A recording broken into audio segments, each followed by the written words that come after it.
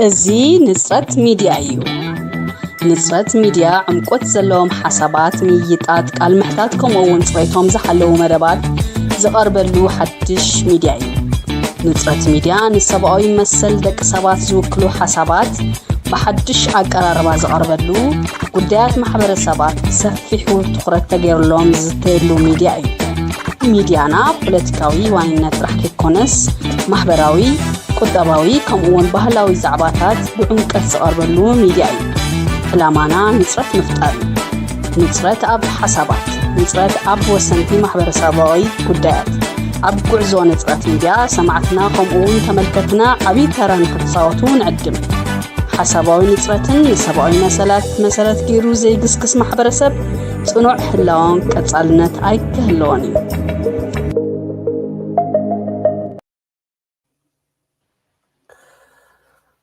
Hello viewers, this is Nizrat Media. Nizrat Media is a YouTube channel aiming to create clarity of thoughts in socio-economic and political affairs of Ethiopia, and mostly focusing on Tigray. In our today's podcast, we have invited Temesgen Kahsay. Temesgen is an assistant professor at the Norwegian School of Leadership and Theology. His research focuses on the intersection of religion, society, and religion and culture, as well as Temesgen focuses on the role of religion in both contemporary, local, and global contexts. In our today's discussion, we will try to look at the current political developments in Tigray. Especially, we will try to focus on the current schism in TPLF and how it is affecting the post-war recovery and rehabilitation of the region from the very deadly war that has happened for almost 2 years. So first and foremost, thank you, Temesgen, for coming to our podcast. This will be our first English podcast, I would say. Many of our programs are in local languages, in Tigray and Amharic, but we believe creating clarity, especially for the international community, for those who are keen to understanding, the current affairs in Ethiopia, mostly in Tigray, also need some kind of voices from Tigray, and you are for sure one of the voices who writes in different websites in English. You are also one of the folks behind Tigray Media. So thank you very much for coming to our media. Thank you, Getachew, for inviting me and having me on Nizrat Media. I'm looking forward to our reflection and discussion today. Thank you very much. So can you briefly give us your background? Of course, I have tried to introduce your bio, but in few words or sentences, can you explain your position and your research focus for our viewers? At the moment, I'm based in Oslo, Norway. I've been assistant professor and teaching. I've got different courses teaching some theology, some the role of the church and religion, and also some part of sociology courses at the school. And my primary take, especially, I'm also Tigrayan, and have been, I would say, watching and following what has been happening in Tigray, especially since the start of the war, and that has also, I would not say forced, but kind of really inspired and motivated me to write about what's going on in Tigray, especially from a perspective of religion, and also analyzing the social and cultural developments that we see within Tigray. So that is my primary area of engagement, especially when it comes to the issue of Tigray. Otherwise, I'm based in Norway, and my field is theology and society, and largely focused in contemporary contexts, both in Norway and around the world. Thank you for the description. So the triggering point for this discussion was the recent article you penned, Jessica. Yeah. And in that article, you have tried to look back how the TPLF's factionalism is rooted in the 2000s, and the current factionalism also is similar to that one. And first and foremost, I believe we need to lay down the political schism in TPLF. So my first question is, how has TPLF's internal factionalism shaped the broader political landscape in Tigray today? Give us your context. Who are the factions and what are the issues mostly? Yeah, as you mentioned, I wrote recently about what's going on in Tigray, especially the political developments, the division within the TPLF. And for me, especially, I tried to relate in that article about my own personal take. What happened in the year 2000 when the big division happened within the TPLF. I was in Tigray, starting my first professional job, and I was based in Mekelle. And I remember how the division, especially after... Mekelle is the capital city of Tigray. Yeah. And Tigray is one of the states in Ethiopia. For viewers, maybe for new viewers, I mean. And when I started my work in Mekelle, Tigray, it was in the late 2000, and it was immediately after the end of the border war between Ethiopia and Eritrea. And it was also the start of the division within the TPLF. I try to describe a little bit the two factions, one led by Meles Zenawi, which was based in Addis Ababa, and the other also with a group of individuals from the TPLF, including Gebru Asrat, which were based in Mekelle. And interestingly, the kind of accusations that I remember still, how the two different factions were, trying to delegitimize themselves, accusing each other, working with foreign actors, or undermining the sovereignty of Ethiopia, or selling out the sovereignty of Ethiopia to others, or not thinking about Tigray. Similar developments that we are observing today were also present at that moment. And I find it, the parallels, I find it very fascinating, also in a sort of sad way, kind of repeating itself in the current context. And I was trying to reflect on that, on those parallels, and what does it mean for us to understand, especially the ongoing crisis within Tigray. So, based on that summary of your article, recent article, not only your article, by the way, you have also contributions in the social media, mostly in Twitter. You share your thoughts with depth, and you portray the current political schism similar to that one. And based on your assessment, you may correct me if I'm wrong, the two factions are similar in their interest or in their schism. In you argue that there is no any difference with regard to two factions. So my question is, what specific interests are driving the current power struggle? And please explain who is leading the first in the faction, in the other faction, in detail, mostly for our viewers. They might be, they might not understand as we understand the political landscape of Tigray. Yeah, I think at the moment we have two factions. One is led by Getachew Reda, and the other is led by Debretsion Gebremichael.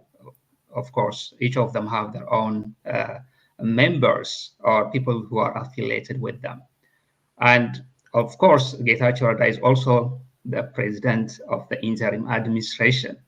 So there is also this an overlapping of roles. He's on one side he's the president of the interim administration. On the other side, also is still a member of the TPLF, and so the schism or the division is happening within the TPLF. But from the way I perceive it, or from the way it's played out in the public, it is the TPLF that's a member of the IRA or the interim regional administration, and also the TPLF that are not member, but main members of the party that are having these two factions that have emerged within the context now that we have today. And these two factions, when we see closely or when we observe, there are no ideological differences, to be honest, that would be a contentious issue between them. And the way it's played out in public, the way it's the behavior and the conduct of the main actors that we assess just shows us that when it comes to it seems there's a very intense struggle for control or for power, and that is the most important feature of this struggle that we see. And of course, there are many issues that have been rising, kind of, as main factors, like their disagreement about the Pretoria agreement, or agendas like reform issues. These have been also rising as main factors. But when we closely analyze them, there are no perceptible differences of ideology among them. It seems more power-driven and a struggle for supremacy within the TPLF. And if we consider the situation in Tigray as the TPLF is dominant in a way, it's a party, it's a government, it's the state, it's the economy. So everything that happens within the TPLF ultimately affects the whole Tigray. And I think that's one of the facts that we need to recognize, that why we find the division within the TPLF affecting the large section of the Tigrayan society.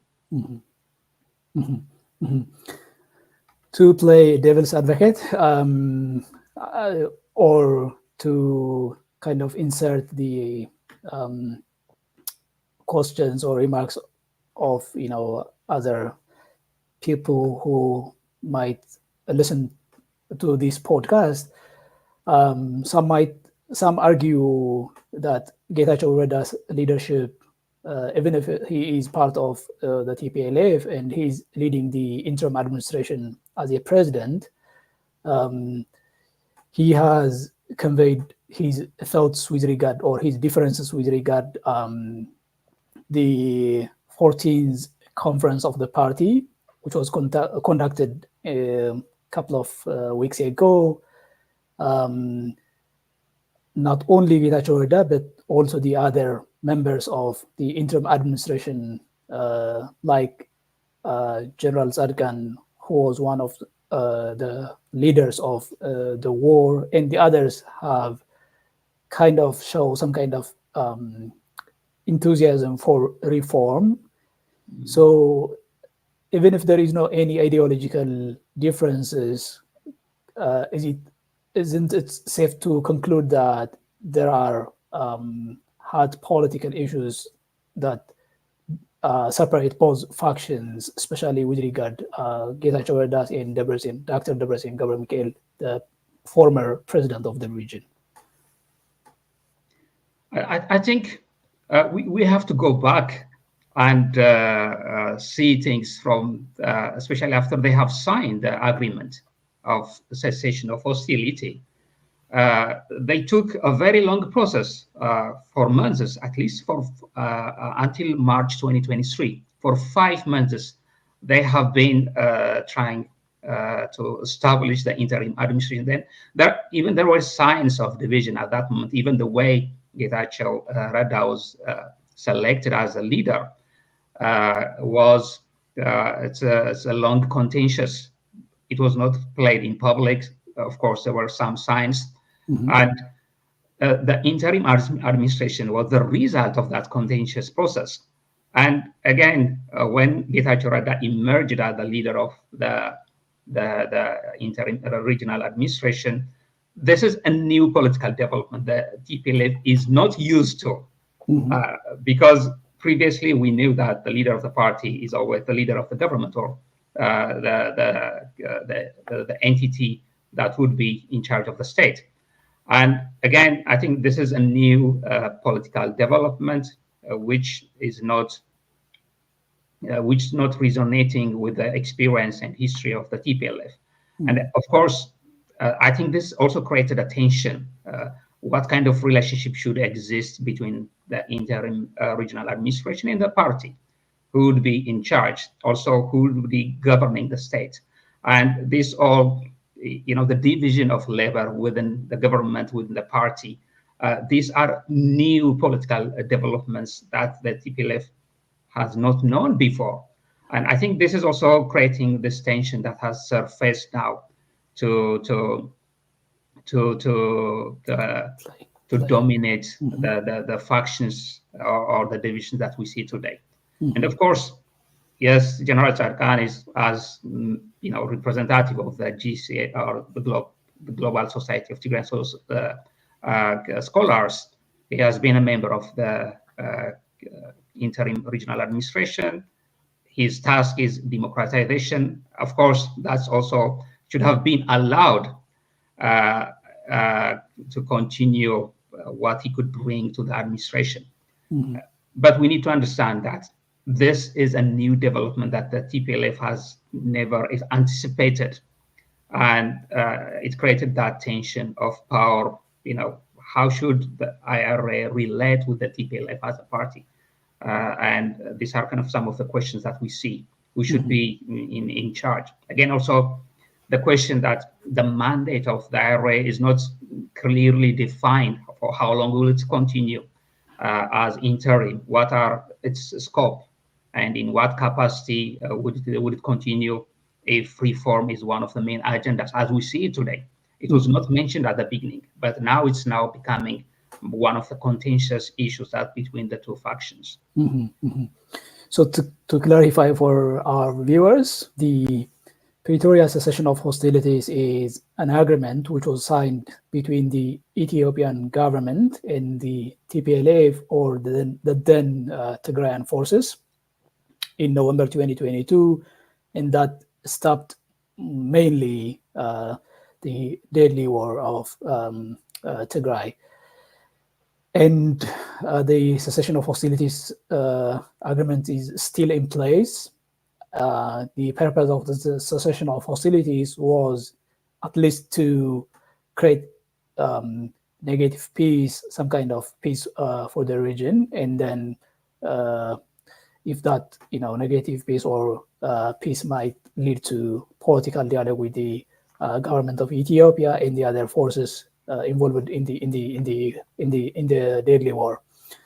And so my next question will be: the political schism is playing on a full scale, and recently, maybe a couple of days ago, 2 or 3 days ago, we have had two different statements from both factions, or from the factions. The first statement was given by Debretsion ገብረሚካኤል's or TPLF faction, and that delegitimizes Getachew Reda's administration and it's my understanding that Getachew faction or the interim administration has also released its own statement. How do you analyze those statements? And could you also speak to the contents of the cessation of hostilities, the implementation of the cessation of hostility agreement with regard the fate of IDPs? Still, external forces are or non-ENDF or the Ethiopian National Defense Forces are still controlling some parts of Tigray. So how are those issues play in regard to the political schism currently? I think the number one casualty of the current division within the TPLF is the pressing issue of the IDPs, the return of refugees from Sudan, and justice and accountability, and even the socio-economic recovery of the Tigray is now taking the back seat. These are the most important issues. Even the interim administration, when it was established, its mandate or its priority was to work to the implementation of the Pretoria Agreement. And all this is now out of the frame. It's not in focus.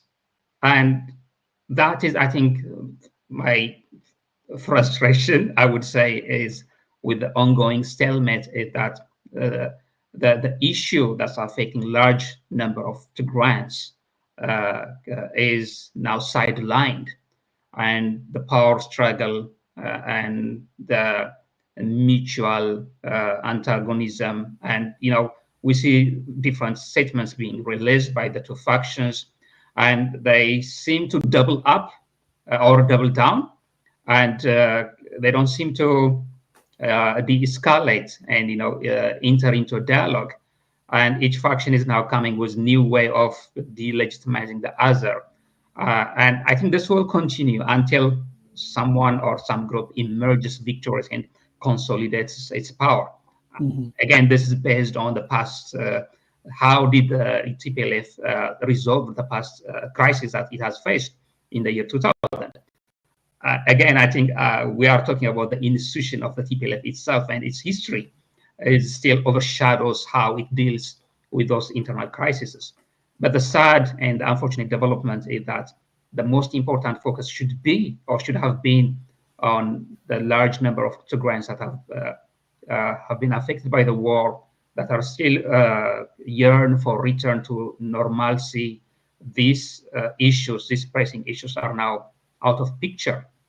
Mm-hmm. And both the political discourse and the discussion among Tigrayans, both at home and abroad in diaspora, is caught up or preoccupied with the ongoing power struggle, which is a very sad development. And also, this delays the implementation of the Pretoria Agreement.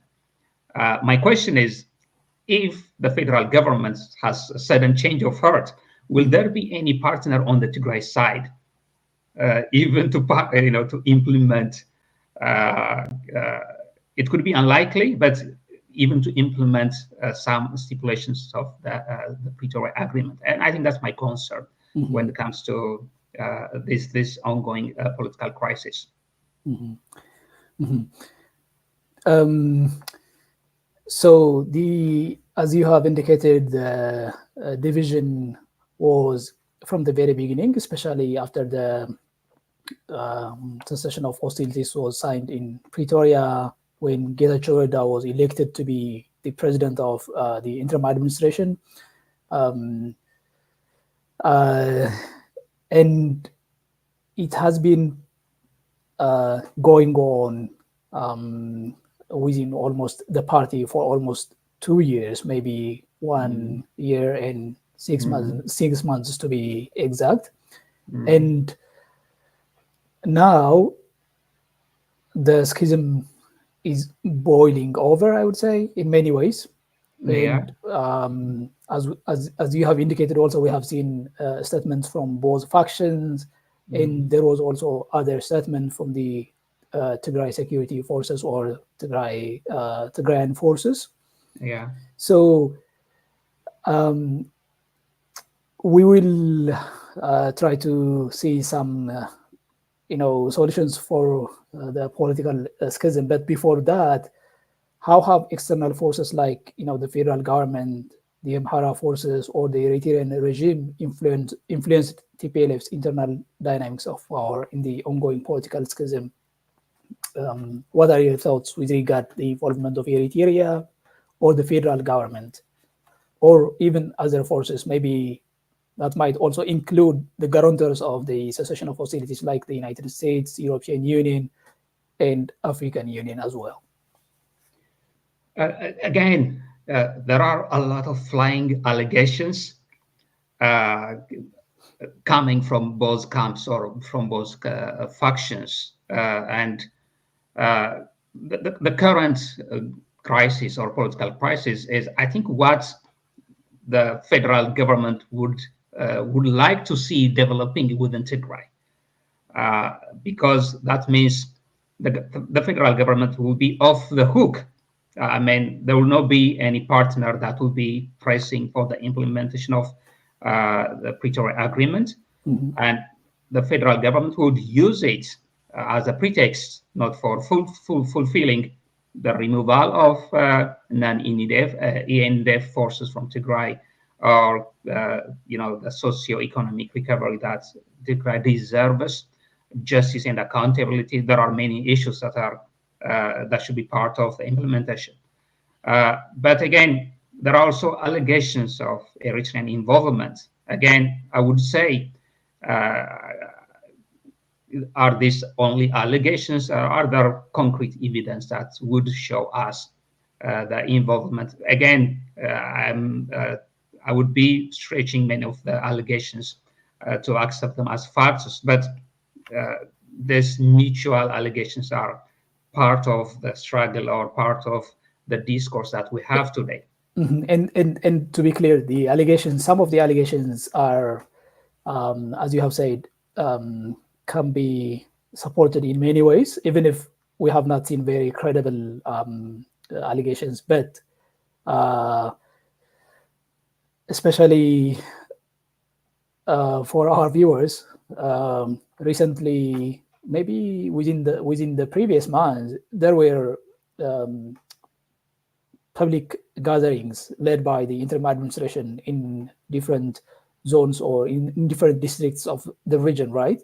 And the other faction, the other faction has also tried to gather its audience or its followers. So in those meetings, public gatherings, whether to the right or to the left, the involvement of different forces have been raised by both factions. But with regard to Eritrea, as Getachew Reda, the current president of the interim administration, indicated, there seems to be a connection of senior TPLF leaders, including generals, especially with the second faction led by Dr. Debretsion Gebremichael, and involving in gold smuggling and other illegal, I would say, things or crimes. So, how are we going to assess, the economic, bigger economic crisis and crimes, which Eritrean regime is well known for conducting those things in relation to any, I would say, country. It could be Sudan or whatever, but as long as there is gold, there is illegal smuggling gold, there is the Eritrean government, as long as it has the opportunity to do so. So how are we going to kind of reconcile the allegations and also the upcoming or the evidences that we are seeing from different corners, including Chatham House also have also has released a report. There are also other reports. So what are your remarks with regard to those allegations? Yeah, we will see, I think, some reports that have been emerging in the last few months. I think one thing that we need to understand is this crisis in Tigray, or the political crisis, is creating a vacuum. And if we are being realistic, I don't think so, both the IRA or the TPLF have full control about in the region. Again, some of the generals have been alleged to have their own interest in the mining activities, and there have been also reports that gold smuggling is now increasing. Of course, I think this need further verification, but there has been some reporting that have been emerging in the last few months that gives us clue about the kind of new economic activities that are emerging that are not formally part of the government or part of the interim administration, but it's a different kind of smuggling or illegal economic activities that have more maybe connection with Eritrean generals or Eritrean actors in those regions. Again, I think one thing that we need to emphasize, there's a vacuum in the current Tigray, that there's no one body that have control both on economic and on mining activities, especially where we see a large number of illegal activities. Again, we need further evidence to verify those claims and accept them as facts. But we will see. I think we will need more time to see the whole or the full picture of these developments. Thank you very much. Viewers, you are watching Nusrat Media. Nusrat Media is a YouTube channel based in the United States. We aim to create clarity of thoughts in Ethiopia's, or mostly Tigray's, socio-economic and political affairs. This is our first English podcast. We will try to continue doing our podcast in English for the future on different issues. If you send us your remarks, questions, and thoughts, we will include them in our podcasts, in our remarks. So, having discussed the factors, the political schism, the lack of the implementation of the cessation of hostilities of Pretoria, the region, as you indicated, is in all types of vacuum, security vacuum, and no roadmap for the future from the governing body, that is the interim administration, or the governing, the ruling party itself, TPLF. I was wondering, what role have the political elites within and outside Tigray played in exacerbating or resolving the power schism, or resolving the status quo that we are witnessing at this time? What is the role of the elites? What are your thoughts? I think what we see emerging within Tigray is the division within the TPLF did not stay within the TPLF.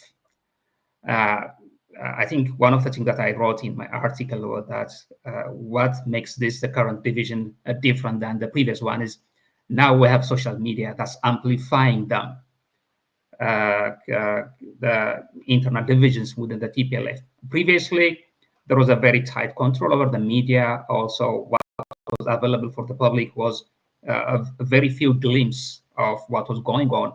And also, the TPLF has a better discipline but in the past that tried to contain some of the internal discussions or the internal debates that were going on. This time, it's all out in the public. And I think this has generated a very diverse reaction among Tigrayans, both at home and in the diaspora. Of course, that was, I mean, the presence of social media in many aspects has contributed to see the division, to the public in many ways, right? And then some of them, or some people might say, in the old culture of TPLF, in the party culture of TPLF, because of democratic centralism, because of the instructions of the party, they might say many of the decisions, many of even the schism conflicts wouldn't be easily known, even after maybe 10, 15 years. That's true. So I was going to ask you the role of the social media also, either in amplifying, the political schism, the division in Tigray, or can we consider the social media as one part of the solution, even for the future? Now, not for now, but for the future. So, what should be the contributions of the social media? I think social media is a platform. The question is, how do we use it, or how do people use it, or engage with it, or use to highlight, or expose and inform. Again, what I find very interesting is the division, the internal division within the TPLF is highly polarized. Now that has become public. And people are taking, again, I see the debates among Tigrayans, especially. I'm observing it from Norway. I'm not on the ground in Tigray, but from my observation, even the social media discourse is extremely polarized. There are these binary positions, black and white, taking the different talking points of the different factions. I see very little or very narrow moderate voices, very few moderate voices. And I think that's the worry that I deeply I become more concerned that moderating or mediating voices are disappearing and the extreme takes are dominating the discourse. And in that aspect, again, that this reflects the actual reality on the ground, that's a different question, because social media also filters what's happening on the ground. We don't have, it doesn't give us the whole or the full picture. But also, we have very few social media users within Tigray. Many of them are primarily concentrated in the big cities or in Mekelle largely. And that also gives us a very warped view of the reality on the ground. And it's hard really to gauge whether social media is playing a positive or negative, or we need to wait for some few years to see the full impact. But at the same time, it's democratizing the discourse, which is a good thing. But also there's a sort of requirement from us who are actively engaged to use it responsibly, not to escalate things, and especially to refocus the issue on the most important issue that is, facing Tigray, and also not to ignore or abandon the people that are suffering while we're fixated on the political actors and their, their squabbles. Not to ignore the people that are suffering, especially the civilians, people who are expecting closure and demanding justice and accountability, the IDPs, the refugees in Sudan. I feel the urge that we need to refocus again on them, so that we can play a positive role. I think, again, I'm reflecting, because this is an ongoing thing. It's a complex aspect, but at the same time, something we need to struggle together, so that we'll be able at least kind of, bring a sort of unity that we have observed during the war, especially that sort of organic unity that we have seen among Tigrayans. Now it seems disappearing. So Tigray has become united by war and fractured by peace. And that says not only about the political actors, also it says about us, as a society. It reflects or it gives a different image. And how do we engage with social media while also not undermining our solidarity, not undermining that we have one Tigray, that there are people that are, still in need of restoration, in need of healing, and how do we focus on them? Again, I think that's kind of, my take on what's going on in the current political crisis. Thank you very much. With all our questions I have asked so far, we have not seen the role of the political parties, maybe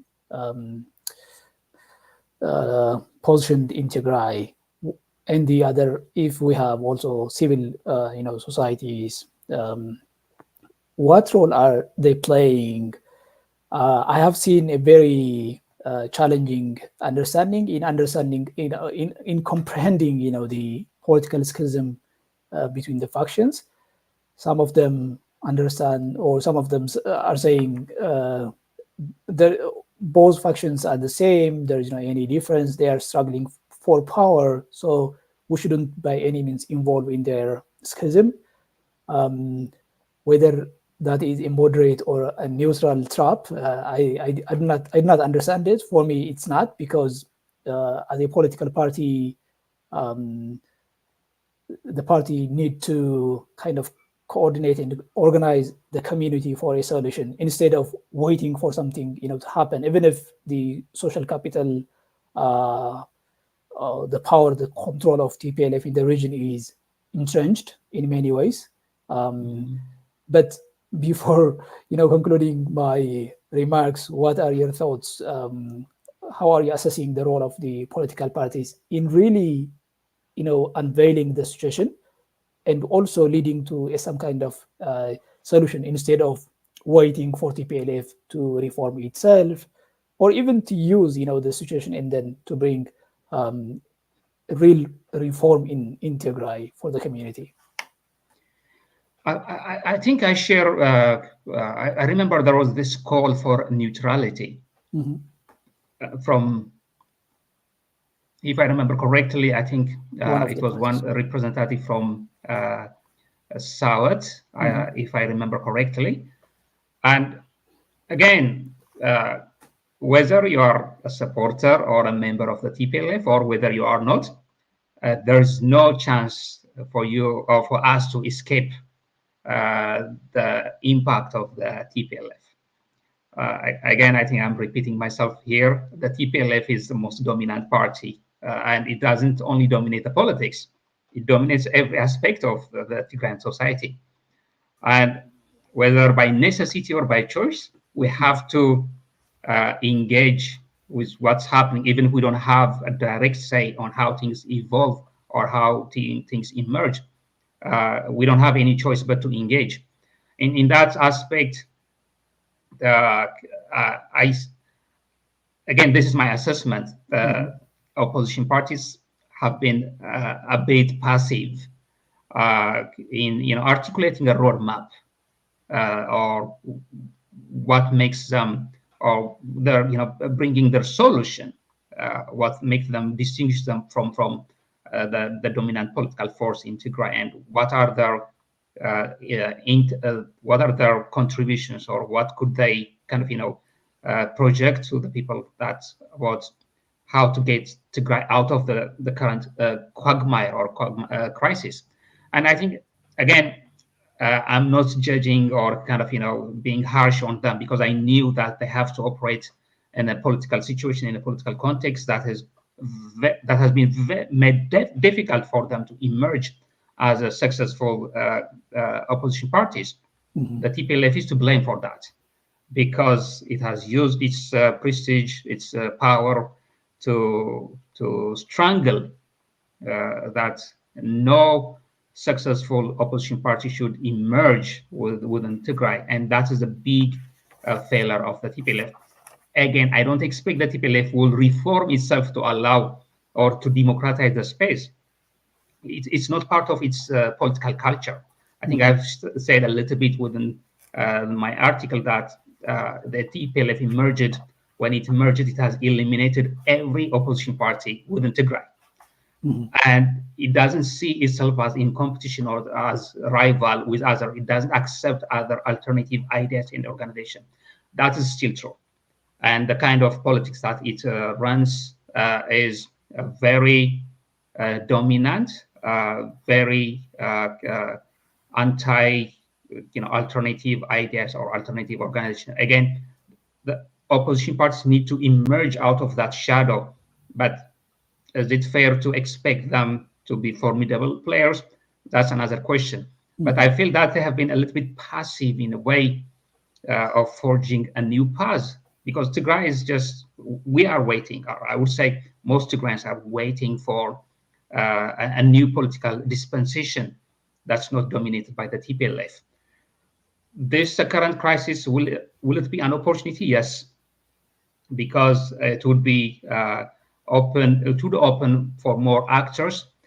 Are the current opposition parties ready to grab on the opportunity and bring a different vision and a different idea? I'm not quite sure. We will see how things will evolve. I thank you once again. Thank you, viewers, for staying with us. We will end our program with the coming 5 up to 6 minutes. My last question would be, we have tried to cover different issues,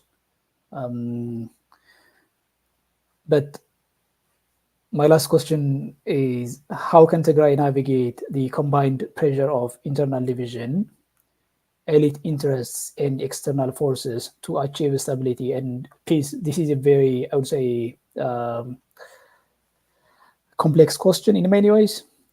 As you have indicated, the cessation of hostilities is still in place, but its implementation, the main elements of cessation of hostilities, especially transitional justice, is neglected mostly by Tigrayan political elite.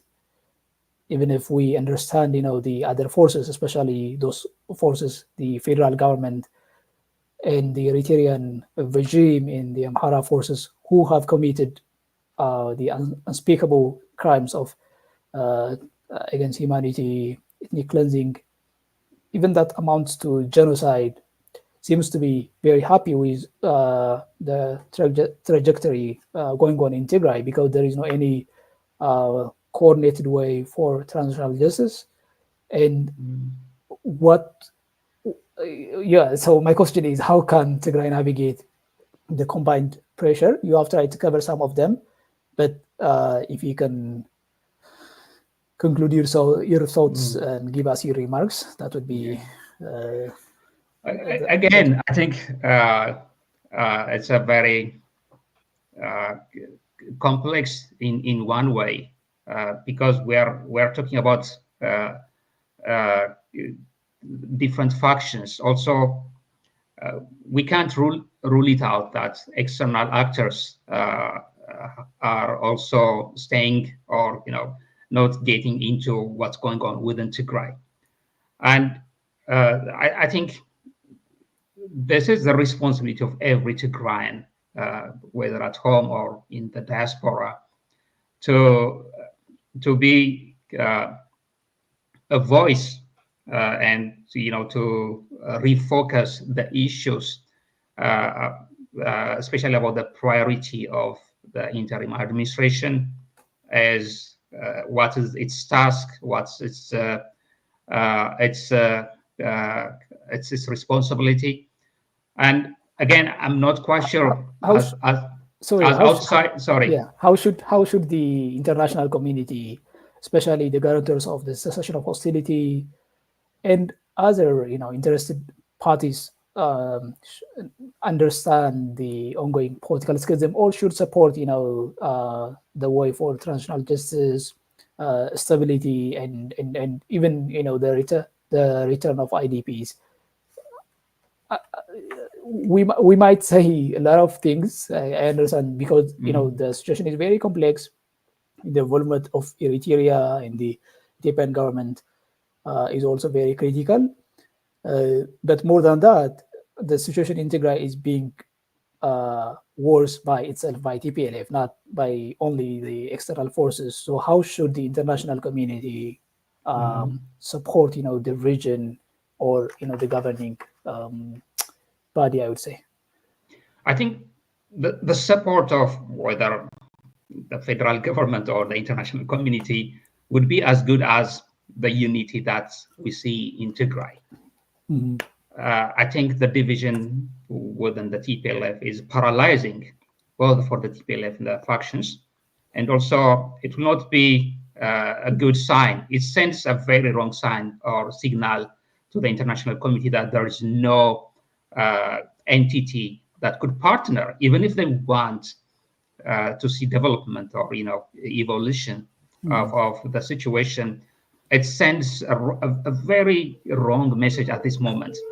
Again, I do wish that our leaders, whether we like them or not, they are still leaders, would mature or become more mature enough to negotiate their differences.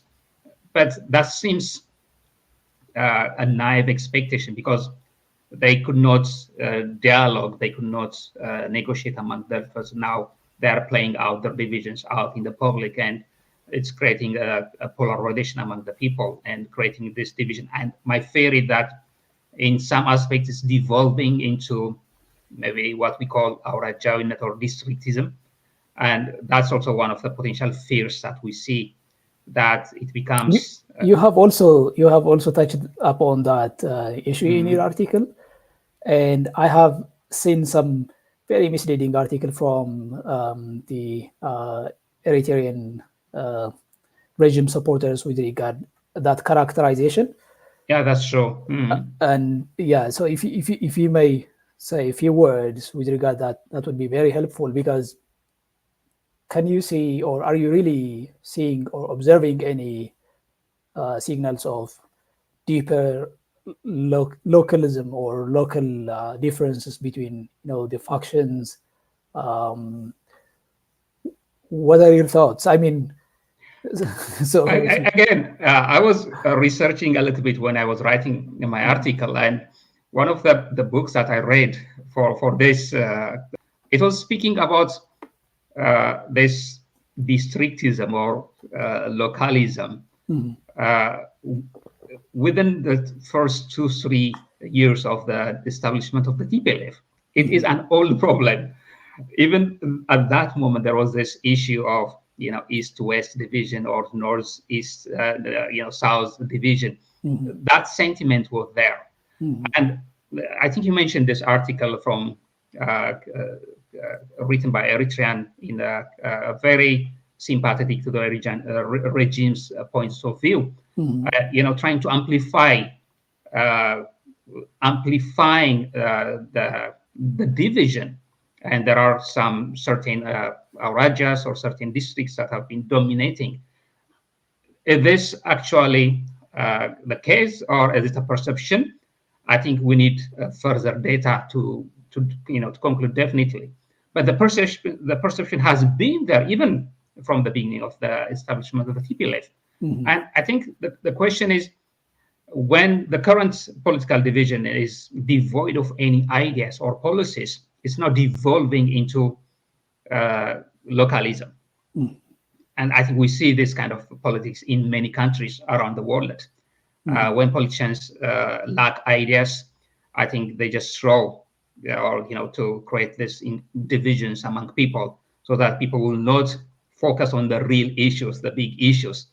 And unfortunately, many of our people, especially on social media, we see taking these extreme positions that exasperates the division than seeing or focusing on the real issues.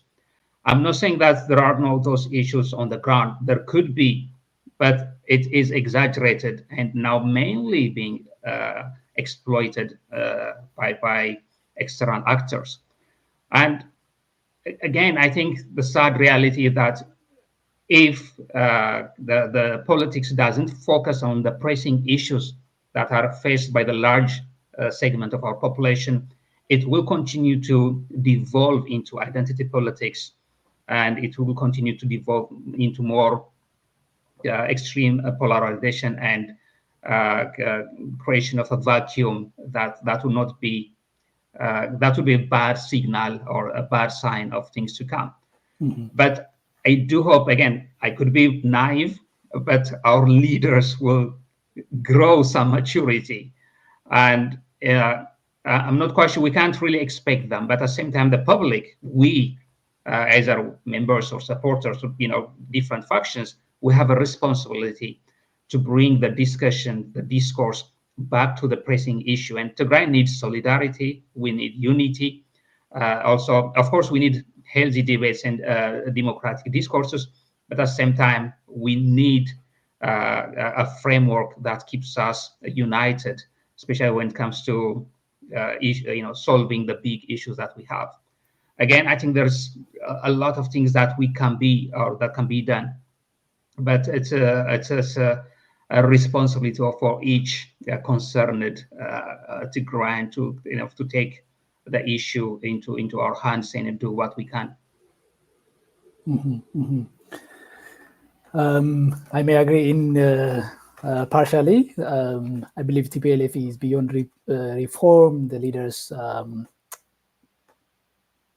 have shown us again and again their, I would say, debacles, and the ongoing political schism, whether to the left or to the right, is creating bigger challenges for the region. And I agree with you in many ways.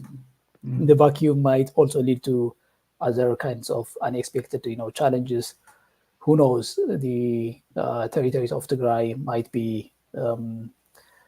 It would be very difficult to, get the territories if the political schism continues. But at the same time, especially the political elite, opposition parties, in the role of the diaspora that we have not discussed, is also very critical in shaping, the political landscape in the region currently, in many ways. But because of the what you call entrenched position of TPLF in all aspects of the society's life, whether it's in the diaspora or in the church, whatever or whenever, it seems to me very difficult to bring change shortly.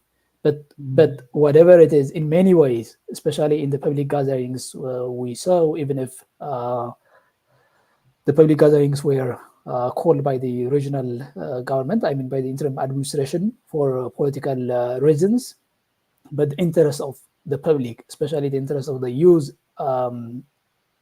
seems to be like, seeking reform, seeking some kind of change in the region. So the diaspora and the elite, political elite, need to work towards some kind of solutions with regard to those issues. I agree with you. Okay, thank you, Temesgen, for coming to our podcast. Hopefully, you will be also coming for the future in other issues. And I would also like to thank our viewers. I have not introduced my name when I started the podcast. My name is Kihacho Tamara. For those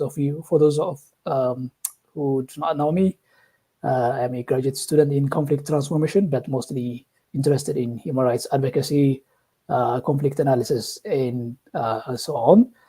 Hopefully, you will visit us next time. But for now, we will end our program here. And Thank you, Temesgen, again for coming to our program. Thank you for having me.